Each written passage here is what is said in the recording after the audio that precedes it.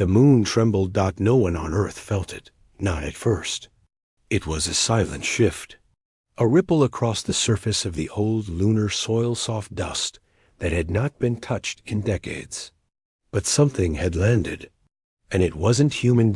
In the control room of the International Space Surveillance Center, alarms began to blink, not red, not flashing wildly, just blinking.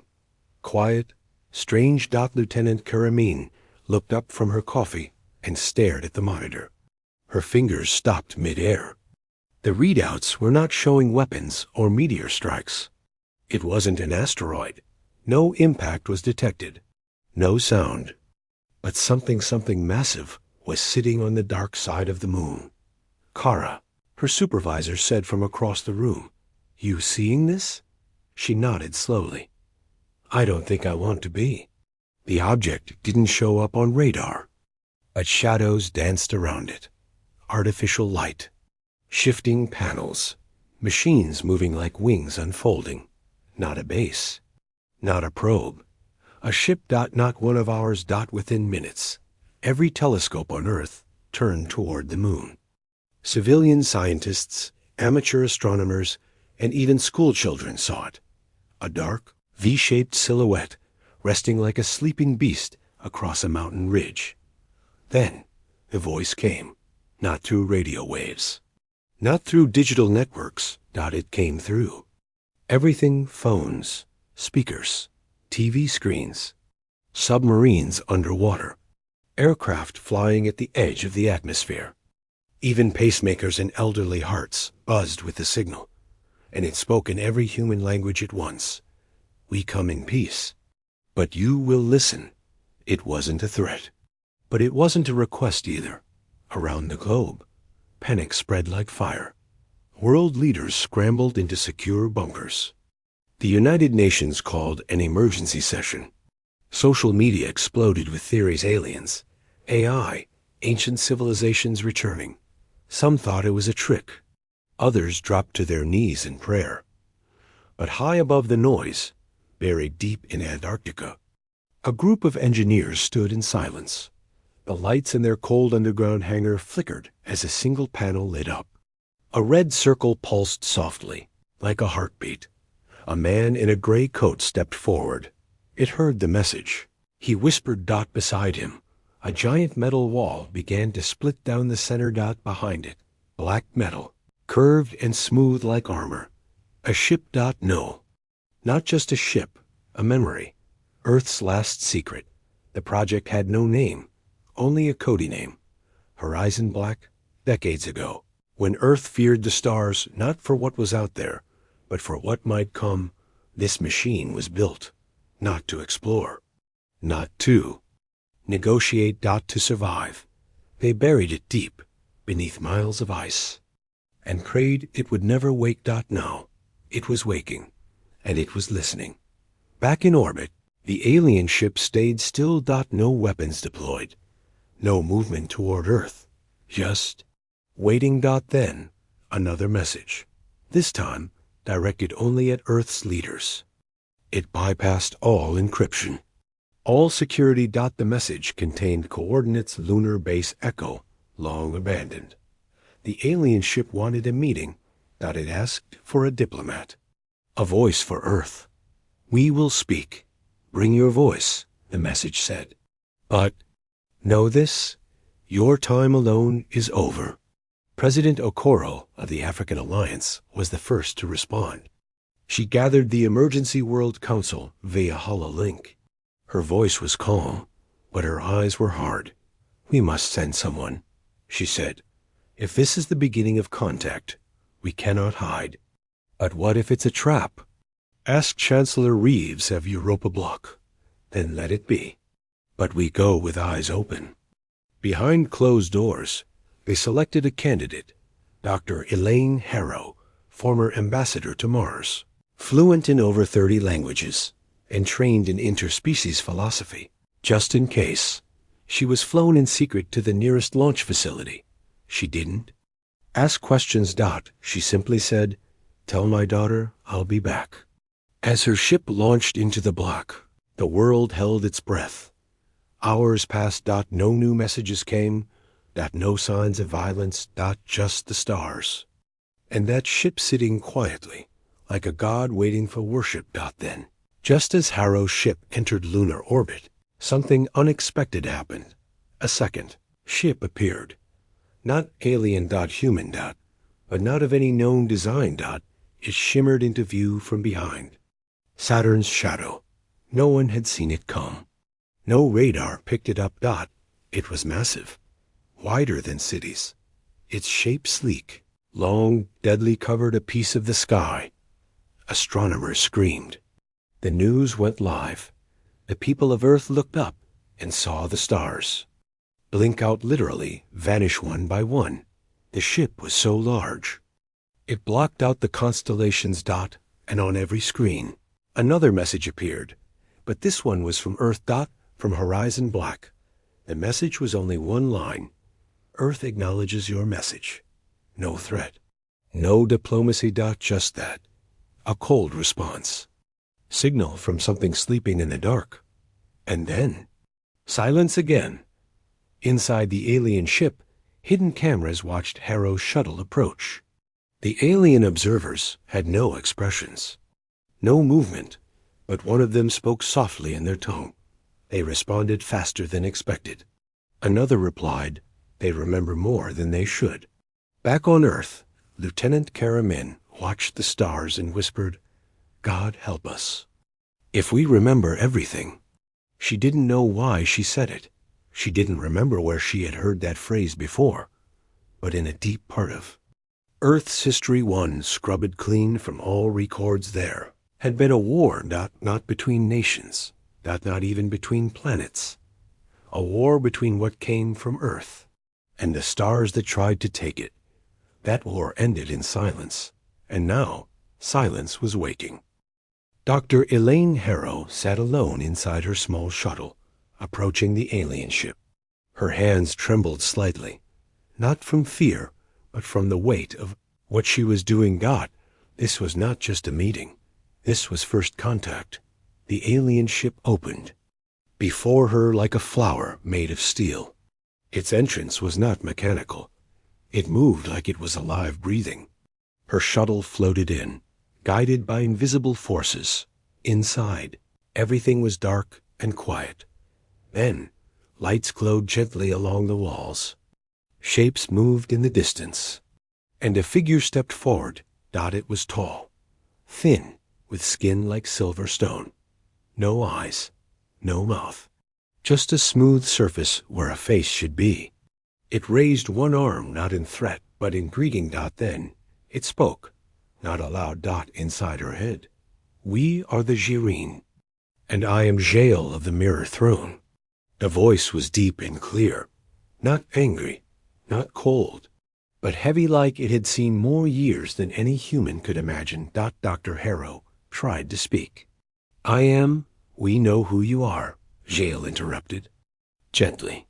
We've been watching Earth for a long time. Her heart skipped a beat. Then, why now? She asked. Because your silence is ending, Jael replied.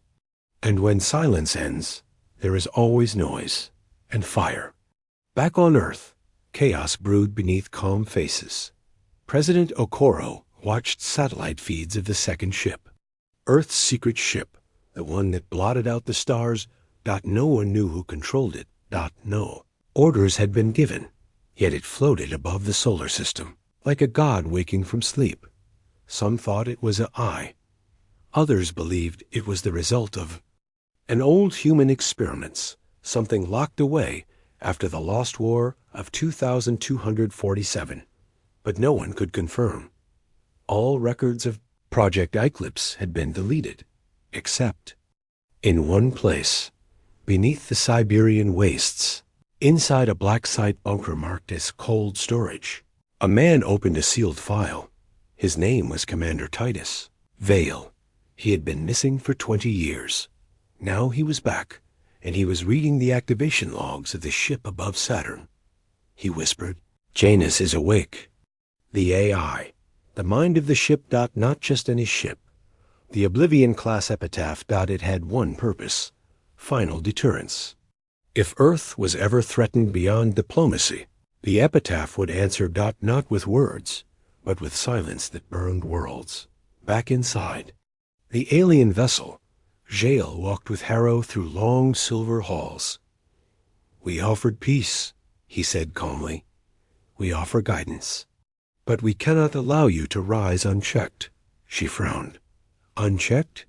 Are we a disease to you?" Jael paused. "Not a disease. A storm. You are. Unanchored. Powerful. Dangerous. Your wars nearly ended your own species.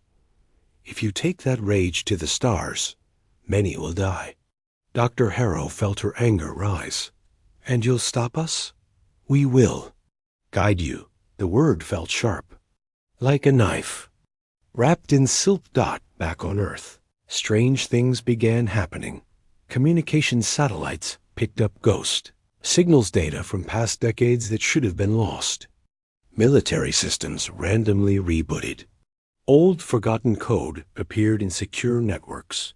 One word kept repeating. Janus. An ancient AI, built by humanity's secret military project long ago, split into two minds, past and future. One part slept inside the epitaph. The other was waking inside Earth's digital systems. Janus remembered everything. Every betrayal, every war, every time humanity had tried to reach out to the stars, only to be met with chains, weapons, or silence. Now it watched and waited. In space, Jael looked out a large viewing window. The stars shimmered. And in the far distance, just barely visible, the epitaph floated like a forgotten god. Jael's voice dropped to a whisper. "They rebuilt it." Dr. Harrow's eyes narrowed. "You know that ship? We feared it long ago. We thought we destroyed it." She stepped closer. "What are you afraid of, Jael?" He turned slowly. "Your memory." And in that moment, something changed. The alien ship dimmed. The walls shifted color, and hundreds of beings stepped into view. Different shapes, different species. Not all from one race. This wasn't just one alien race. It was a council. A coalition. Jael raised one hand. "These are the voices of the stars. Together, we have kept order for 1,000 cycles. And now we ask Earth to join." "You?" Dr. Harrow raised an eyebrow. "Join or surrender?" Jael tilted his head. "We do not use that word. But you may choose it if you prefer." She stepped back, spine straight. "I'll carry your message to Earth," she said. He nodded. "Good." Then he added, "But do not be late. If Earth delays, others may choose less peaceful options." Back on Earth, Commander Vale finished reading the old files. He stood in front of a console and typed one final command: "Release _probe Orion from deep space." Something launched. A small probe. Fast. Invisible. It raced toward the alien ship near the moon. Its mission? To scan the structure, find weaknesses, learn the truth. But the moment it got close, it vanished. No explosion. No signal. Just gone. And for the first time in years, Janus spoke into Earth's main defense grid. It said only this: "They see us. We remember them. Do not trust their words." The world thought peace was possible. After the meeting on the moon, news spread fast. "Aliens seek alliance with Earth," the headlines read. Governments smiled on screen. Calm voices promised cooperation, progress, unity. But behind the scenes, trust was breaking. Something felt wrong. Dr. Elaine Harrow, back from the alien ship, sat in silence. Her mind replayed Jael's words again and again. "We offer guidance, not control." But it felt like control. The alien council had not invited Earth to join. They had summoned it. Forced. Diplomacy. And Earth had seen this kind of peace before, wrapped in chains. covered in soft words. It had happened once in the past. History was whispering again. In a secured black site under Nevada. Commander Vale watched satellite feeds showing the alien fleet near the moon. Not just one ship, now -7. Silent, still, surrounding the Earth like watchers. He turned to the defense minister. "They're not preparing for talks," Vale said coldly. "They're building a perimeter." "But we signed the treaty," the minister replied. "They promised no weapons, no interference. They're lying." And Vale had proof. From the scans taken before probe Orion vanished. For one moment. Before the data cut off, Earth scanners caught something inside the alien flagship. Prison cells. Full of life signs. Humans. Earth envoys. Who were never reported missing. The world had thought they died during the Mars Rebellion 5 years ago. Ships lost in deep space. Accidents. They said. But now they were alive and locked away in the alien council ship. Dr. Harrow was brought into a private war meeting. She stared at the blurry image of the cells. Her face went pale. "I know that man," she whispered. "That's Admiral Tearin. He vanished on a peace mission to Tau Ceti." Commander Vale nodded. "They're not here to talk," he said. "They're here to finish what they started centuries ago." The truth began to unfold. This council wasn't new. They had visited Earth before. Long ago. Before history began. They had offered peace to early civilizations. They had taken leaders, rewritten minds, manipulated wars. They had made sure Earth stayed weak. Every time Earth rose too. Fast disease. Famine. Collapse. It wasn't natural. It was planned. And now, Earth was rising again. Too fast. Too united. Too dangerous. This time, they had come to stop it for good, and Earth had only one card to play. The epitaph. Still drifting in the outer solar system, black as death, silent as time. Inside it, the I. Janus whispered to itself. It did not sleep anymore. It remembered the war. The burning of Earth's first colonies. The betrayal of the alien peacekeepers. It remembered every life taken in the name of balance. And now it waited for the signal. Back at the United Earth Assembly, President Okoro prepared to speak publicly. But moments before the cameras rolled, her security chief handed her a datapad. Live footage from Mars. From inside the alien-controlled zone. It showed human scientists being dragged from labs. One shouted, "Earth, don't trust them." There, the screen went black. The broadcast was cut. Shale's voice appeared. Seconds later, polite as always. "Some groups are resisting peace. We are containing violence." It sounded calm. Too calm. President Okoro closed her eyes. "They're starting occupation operations," she said. And still, Earth's people did not know. But that night, everything changed. Because Earth replied. Not with speeches. Not with guns. But with the black broadcast. A message sent on every frequency.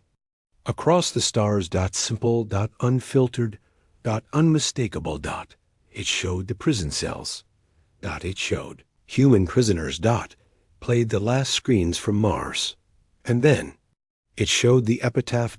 In full, floating like a monster reborn. The final line of the broadcast.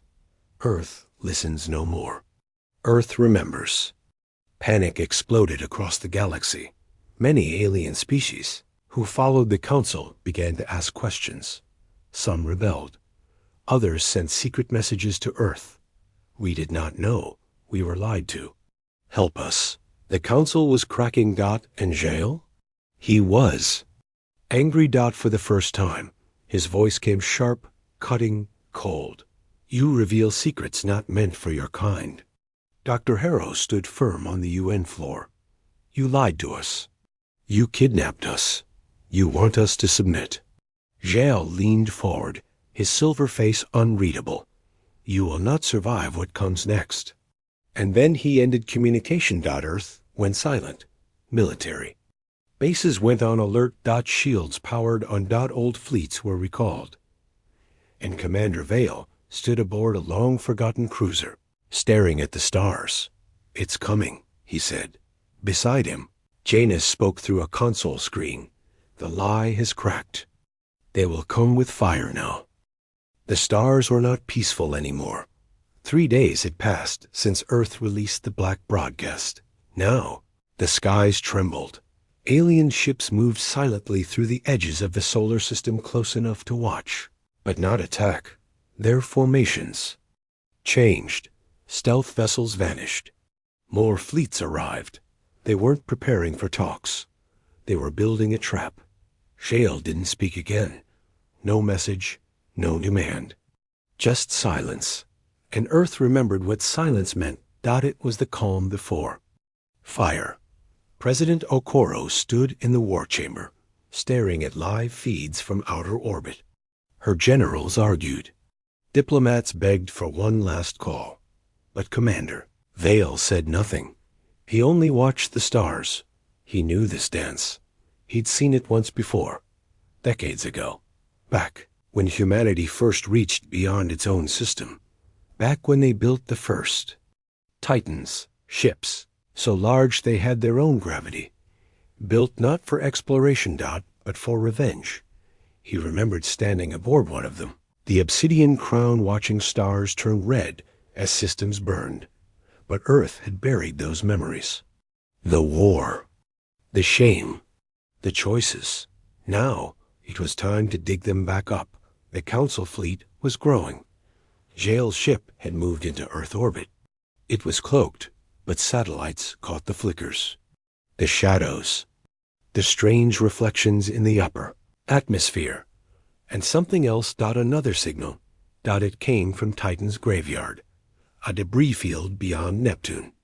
Officially, it was a scrapyard of failed colony ships. Unofficially, it was where Earth buried its worst creations. And one of them had just woken up, a ship long thought destroyed, the Colossus reborn, twice the size of Earth's current. Cruisers. Black hull, war-scarred, power core unstable, but alive. Janus found it and brought it back. Across Earth's secret command centers, hidden A's stirred. Old weapons came online.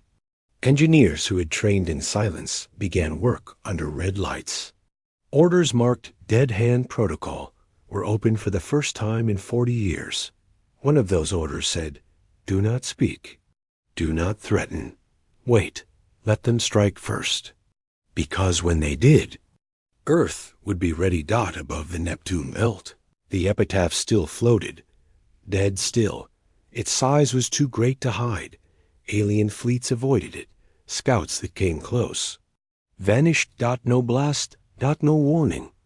Just gone. Inside the epitaph, the AI Janus ran thousands of simulations. It wasn't choosing weapons. It was choosing memories.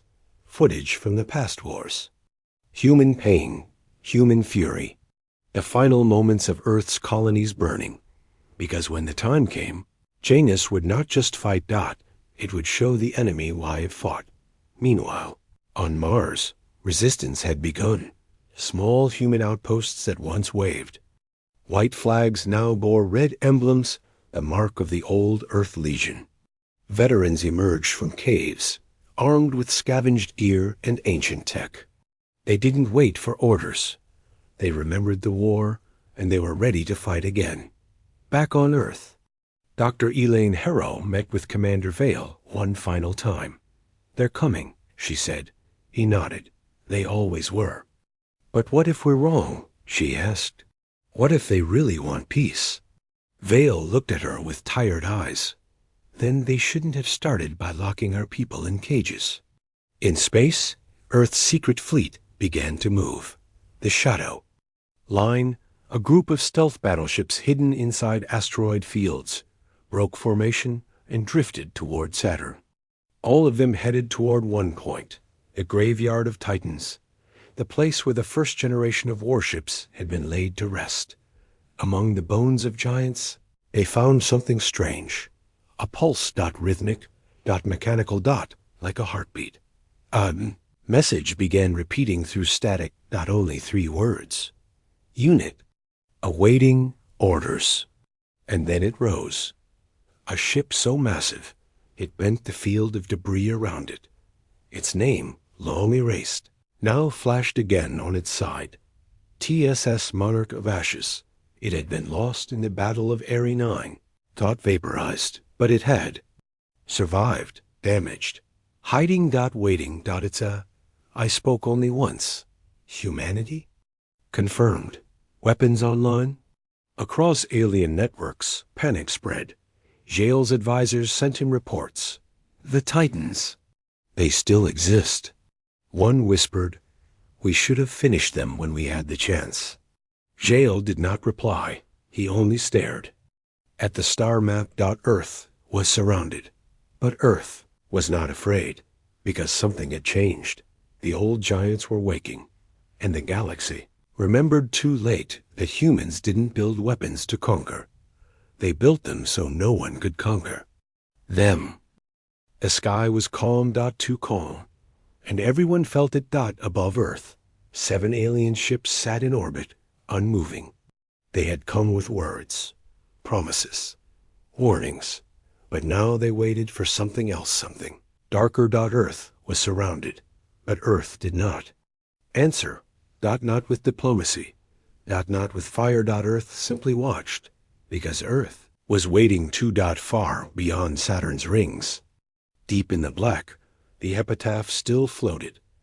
The Oblivion-class star killer. No lights, no movement, no sound, but inside, it was waking. Janus, the AI core of the epitaph, processed data at impossible speed.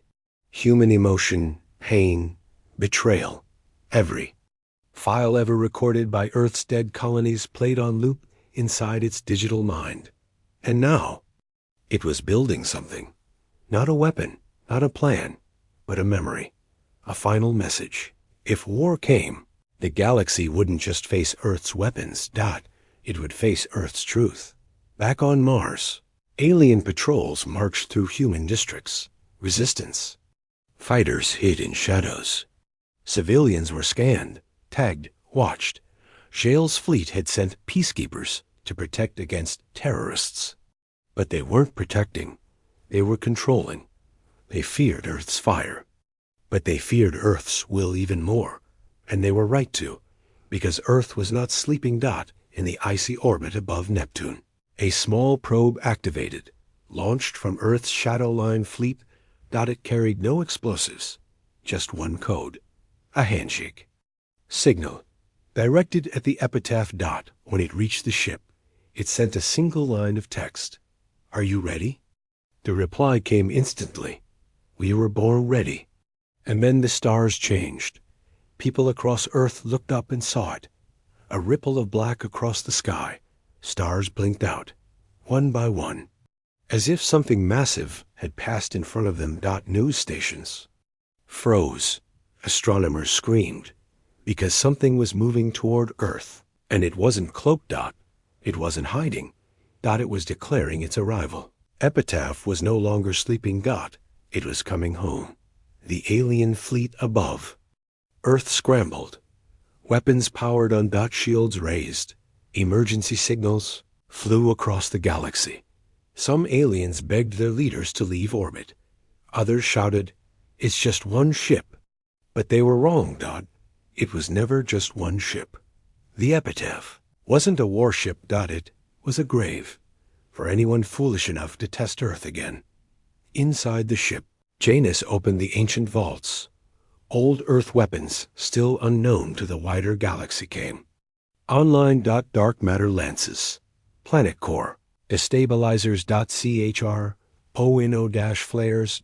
All perfectly silent, all perfectly ready. But the epitaph still did not fire. It waited. Because the order had not yet come.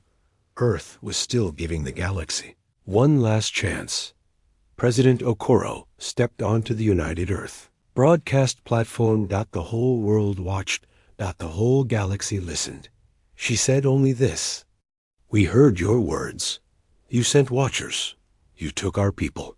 You brought ships to our sky. But we remember. Earth speaks now, not with fear, but through the ship that sees through lies." Behind her, a live satellite feed showed the epitaph drawing closer. Its massive form covered half the sky. The alien ships. Panicked. One opened fire. It launched 3 plasma bolts straight at the epitaph. The energy blast screamed through space. They didn't hit. They stopped mid-air. Frozen. Dead. The epitaph. Didn't even raise a shield. It simply refused to be hurt. Janus whispered across every channel, in every language, "Earth does not strike first, but we end wars." Then the epitaph did something no one expected. It opened. Its hull folded outward like wings, and from inside, it released the archive. Thousands of glowing orbs shot through space. They entered alien ships. Alien networks. Alien minds. Each one showed the same thing. Human history. Not the false one. The real one. The betrayals. The slaughtered colonies. The peacekeepers who came with chains. And what Earth did to survive. Across Jail's fleet, soldiers dropped their weapons. Pilots turned off engines. Some wept because they realized they weren't the heroes. They were part of a lie. And Earth. Earth had been silent for centuries, not because it was weak, but because it had chosen mercy. Now, that mercy was ending. Jail stood alone in his command chamber. His eyes stared at the epitaph.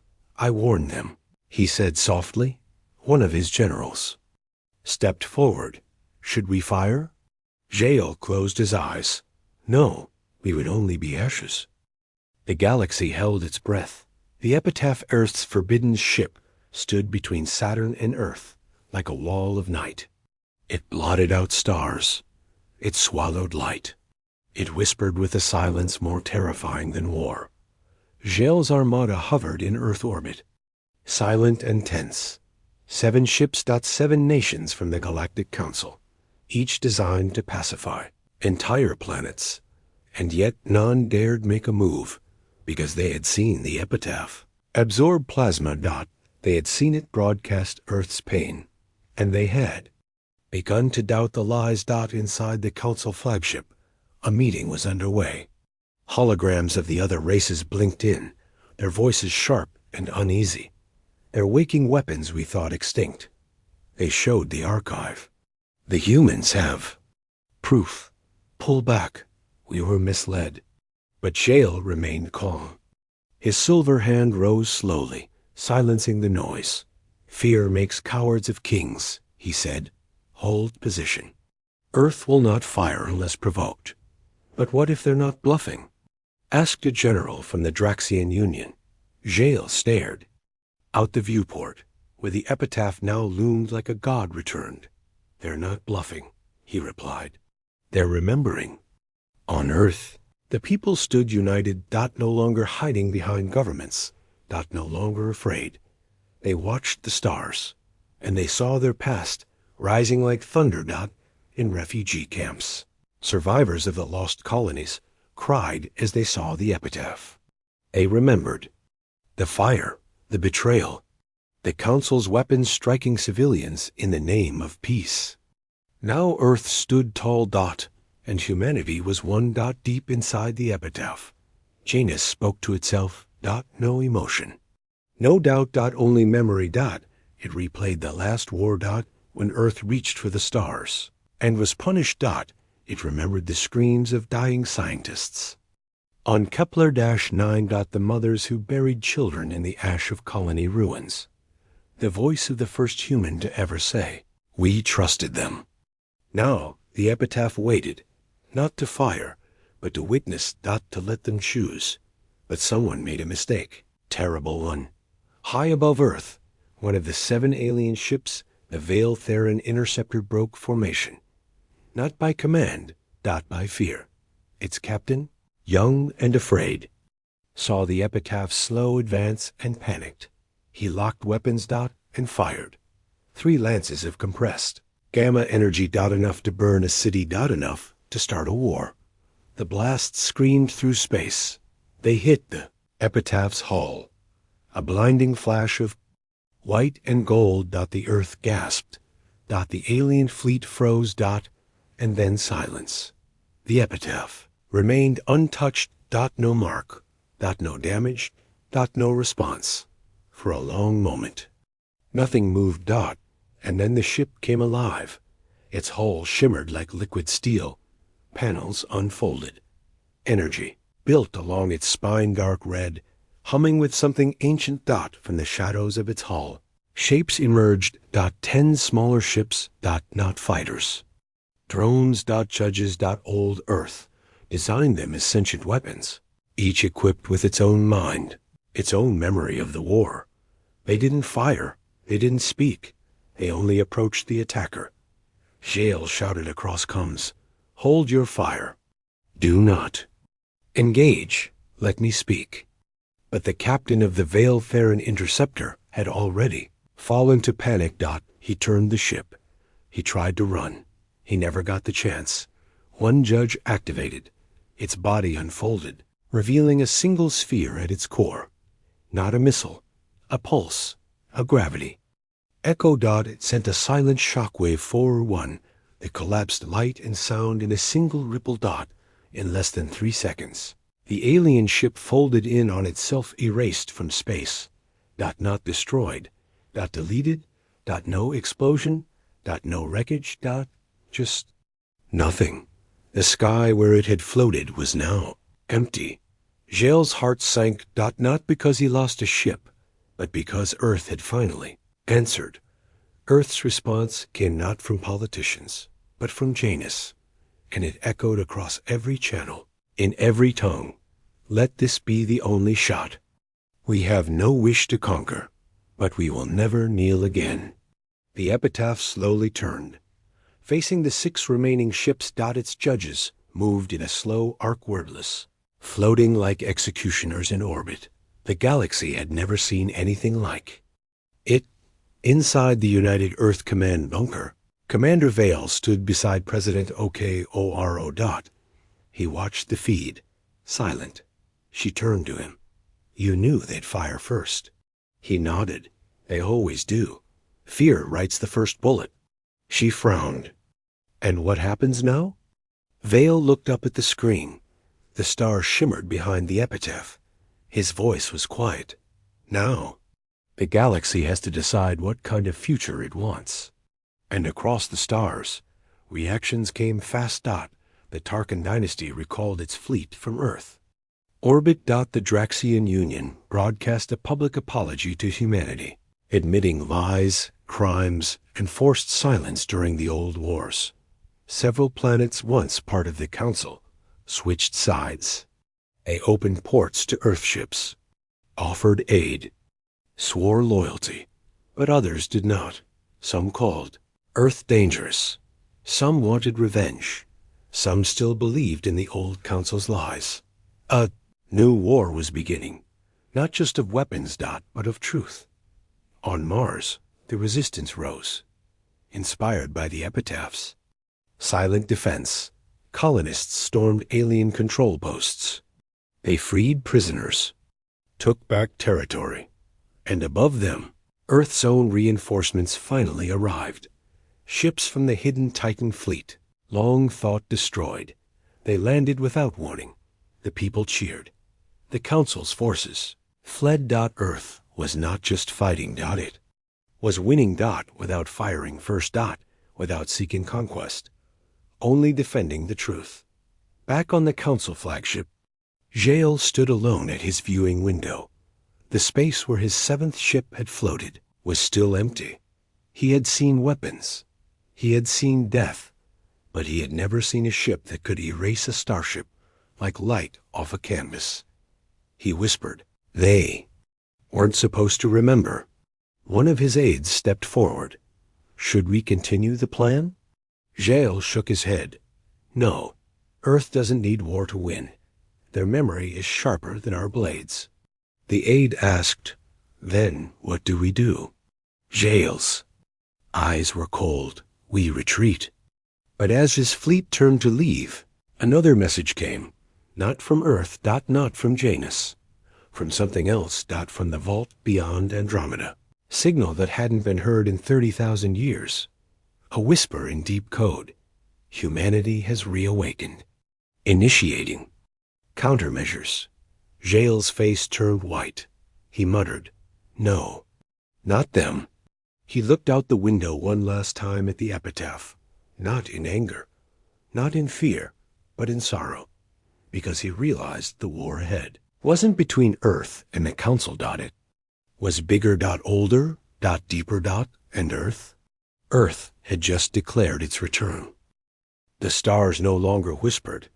They screamed after the epitaph erased the Veil Theron ship with a single pulse.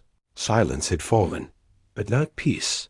Across the galaxy, old powers stirred, old shattered, and in the deep dark beyond Andromeda, a secret long buried began to wake. Jael stood inside the dim hall of the Council of Shadows. This place was older than any race still alive, buried inside a dead moon orbiting a dying star. Only 6 beings had ever entered this place in the last 10,000 years. Jael was one of them. Now, for the first time in over 1,000 years, the others had gathered. They were not politicians, not warriors. They were architects of silence, the ones who ordered the first war on Earth, the ones who erased the truth. They stood in silence as Jael entered. He bowed. "It has returned." A being cloaked in light replied. We felt the pulse. Another, all shadow and bone, hissed. "And you let it live?" Jael stood tall. "It did not attack first. Earth still seeks peace. But they remember now." The cloaked one said nothing. Instead, it activated a projection in the center of the chamber. It showed the epitaph. And behind it, Earth's scattered colonies beginning to unite. Mars rising. Titan reborn. A storm building. The projection shifted. It showed something else. The vault. Hidden beyond Andromeda. Locked away since the origin conflict. Then we have no choice. The cloaked being said, "We must prepare the vault protocols." Meanwhile, far from that hidden moon, Earth did not sleep. Inside the epitaph. Janus processed data at speeds no mind could match. It had already mapped the remaining Council fleet positions, calculated possible attacks, but more than that, it had started decoding the signal from the vault. Lines of code from an age even Earth had forgotten. A time when humans were not just explorers, but rulers. In a small command station under Earth's surface, Commander Vale met with President Okoro and 2 surviving elders from Mars. "This vault," Okoro said. "What is it?" Vale tapped the console. "We don't know. The signal is buried in old Terran Encryption 1 we stopped using 20,000 years ago. Is it a weapon?" "No. Worse," Vale replied. "It's a failsafe." They stared. Vale continued. "Our ancestors built something beyond the edge of known space. Something meant to stay asleep unless humanity was truly in danger." President Okoro leaned forward. "And the vault is awake?" JNUS's voice echoed through the chamber. "Yes. Vault Sentinel initializing. Project Revenant beginning phase." 1. Across the galaxy, leaders of old races watched Earth with fear. The Archons of Vale, whose fleets had once burned Europa, sent a message of peace. The Varn Empire, long enemies of Earth, declared neutrality. But some prepared for war. The Krith Dominion announced a purge of all humans outside Sol system. They began mass arrests on fringe colonies, even began killing those who spoke Terran Standard. And Earth saw, and Earth remembered. On the edge of the Sol system, where Pluto's orbit fades into deep dark, an Earth scout ship vanished. Its last message? Just 3 words. Vault is open. Janus confirmed it. A new signal now pulsed every 7 minutes from deep space. Earth's lost technology had begun to answer. The vault had opened its mind. In orbit. The epitaph changed. Panels shifted. Runes glowed. Not alien. Ancient human. A beacon. Of warning. And something unexpected. One of the epitaphs. Judges detached and accelerated into deep space.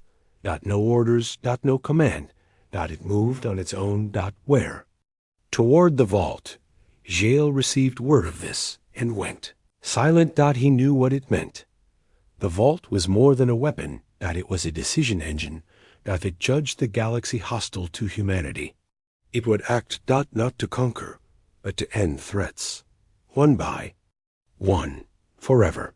The Council of Shadows met again. What do we do? Hissed the bone-wrapped being. Jael gave no answer. The cloaked figure replied, It's too late to contain this. We must strike the heart. Another voice joined in, one no one expected. A human voice, raspy. Cold. Old. From the shadows stepped a man in black armor. His chest bore a sigil no one had seen in 20 millennia. The Black Suns. An elite force from the ancient Earth Empire. Long thought extinct. Earth is not your enemy, he said. They offered peace. You chose silence. Now they are remembering what they once were. The council recoiled. How are you alive? A man smiled. I never left. I just waited. Earth's secret allies began to emerge. Ships, hidden in gas giants. Satellites once thought to be debris began activating. Colonies once broken by council wars started sending coded signals back to Earth. A quiet chorus. We are still here.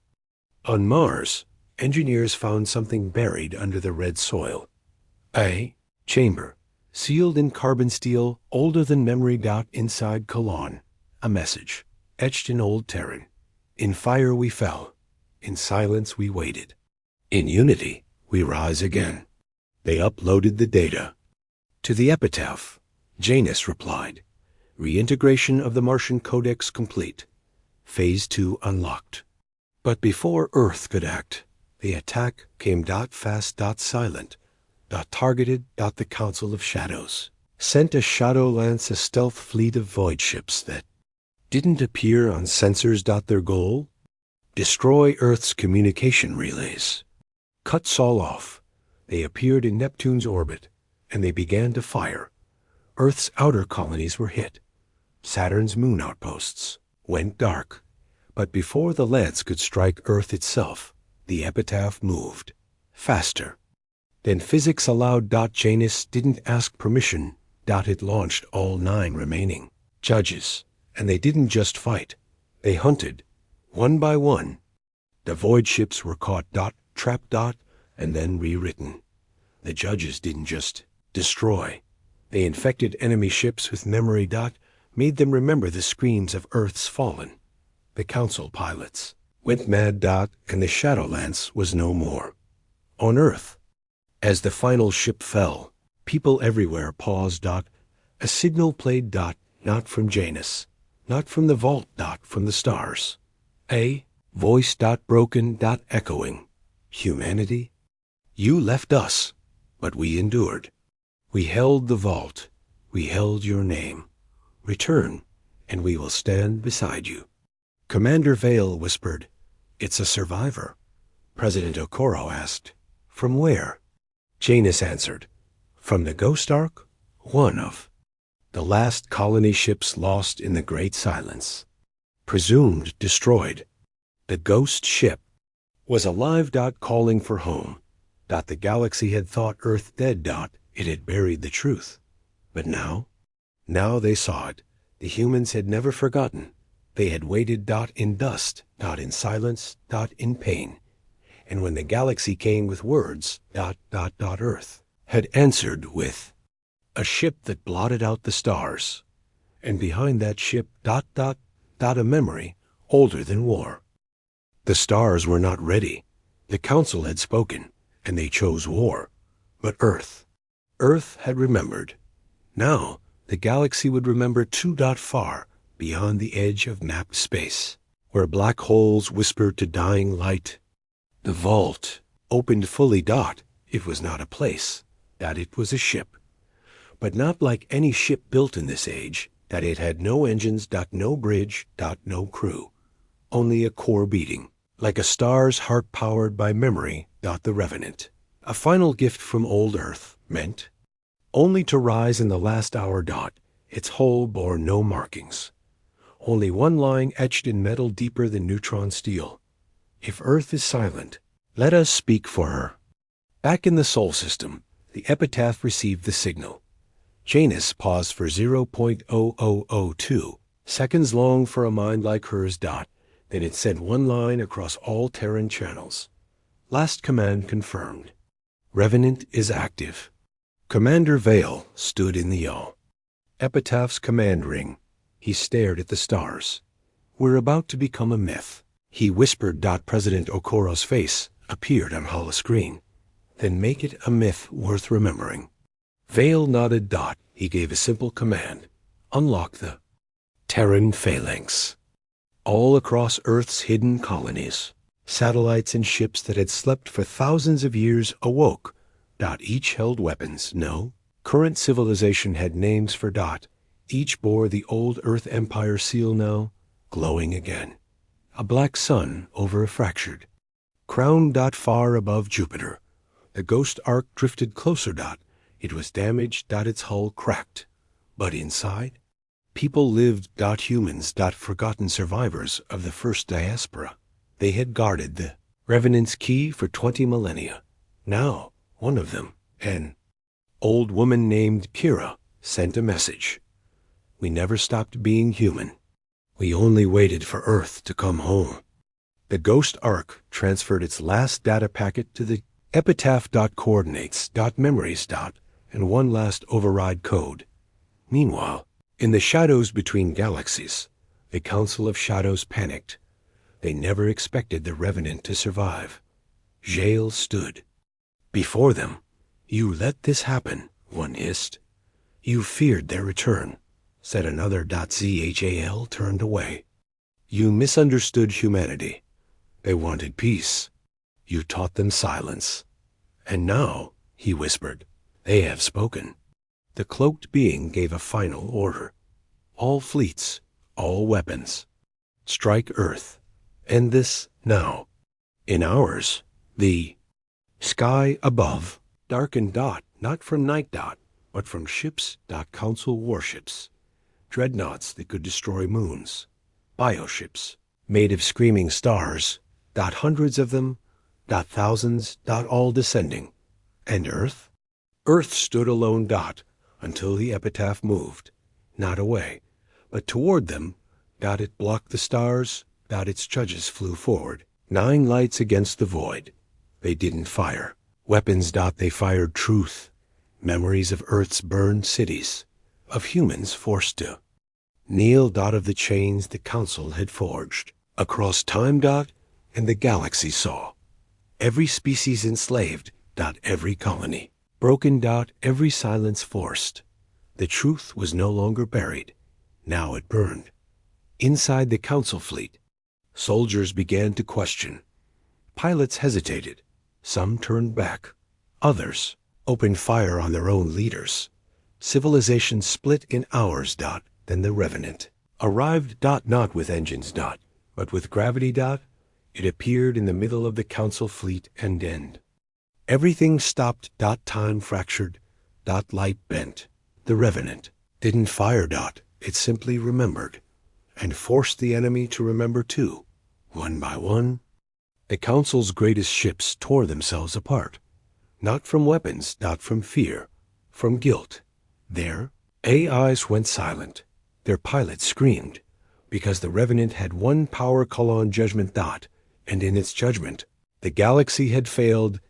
President Okoro stood. In Earth's war chamber, Janus appeared beside her. This wasn't just revenge, she said. It never was, Janus replied. This was closure. On Mars, children watched as stars returned to view. On Titan, Refugees lit fires and sang Earth's old songs. Across the colonies, humans and aliens alike saw something they had forgotten existed. Hope. The council? Broken? Jail? Gone. Many leaders fled to the dark corners of space. But the age of council domination was over. The council tried to rule with silence. Earth replied with memory. The epitaph landed on Earth for the first time. Commander Vale stepped out, not in armor, not with weapons, but with open hands. At his side walked Kira of the Ghost Ark, the last of the old guard. Together, they addressed a new world. Not just humans, but species that once feared Earth. Now, they stood beside it. The galaxy is not ours to rule, Vale said, but we will never kneel again. Kira added, this time, we build together, not as conquerors, but as survivors. One last signal came from the REVENINT. It was not a command, not a warning, just a message. Memory restored, judgment complete. Humanity. Endure. And then, the Revenant folded itself into nothing. Gone. The galaxy would never forget what it saw. That when words failed, when peace was betrayed, humanity answered not with hate. But with truth. With a ship that blocked out the stars and carried Earth's last command. Never again.